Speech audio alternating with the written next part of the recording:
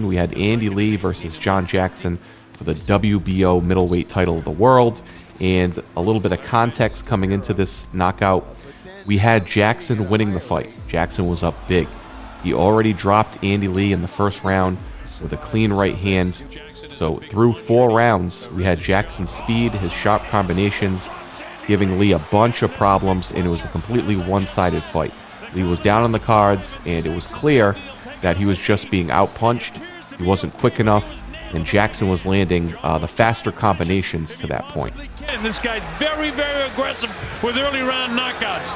Here he comes with the right hand again. Another solid right hand, digging body shot, and he spins out of the corner of Julian Jackson.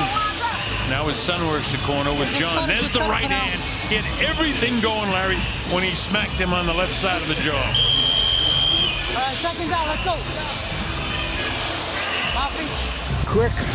In the middle is the ticket for John Jackson throughout the course of the evening, but you know, he's got that kind of three-quarter. Out. He said he's very comfortable at 154. All he had to do was make some small adjustments in his diet, but assured me that his power will carry on down. And it took about 4 tune-up. Larry.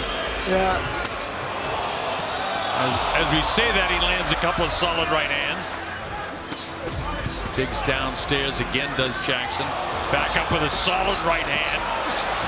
But these guys are really setting down on the punches. Both Just a little quicker with those hard punches at close quarters. That they had one really good exchange, kind of right above us. The third round and the first round, John tried to catch him with that right hand.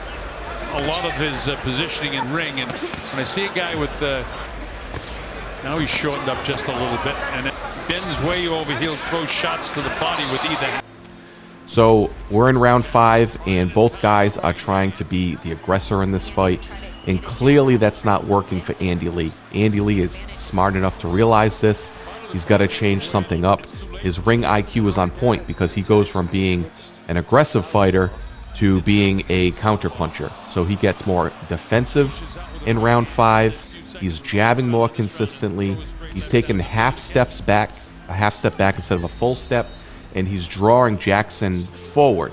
So he's on the back foot more in round 5 than he was in the previous 4 rounds, and it works out for him because he's going to set a trap that is going to absolutely destroy John Jackson. Shots here. He's got it back on the ropes. Nails him with a pretty good shot. And he staggered him just a bit. Look at that! Right hand, right back! And Jackson may not recover. That was a hard knockdown. This fight's all over. Jackson is knocked out. How about that, folks? Andy Lee, one punch, knocks out John Jackson. Andy Lee laid a trap. He was waiting for Jackson to throw the left, which he was keeping low, and hit him with a perfect short right hand. So the knockout itself, we see Jackson throw a combination, and he stays in the pocket for a split second too long. And this was the downfall of John Jackson in this fight.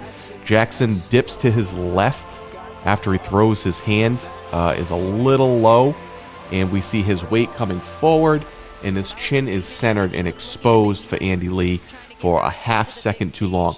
And that's all it took, because Andy Lee went from, like I said before, the aggressor to a counterpuncher. He was looking for this counterpunch, and all he needed was that extra half a second to read it. Nails him, and look at, boom, right there, everything on it. Well, He's sitting up now, at least. if the late great Emmanuel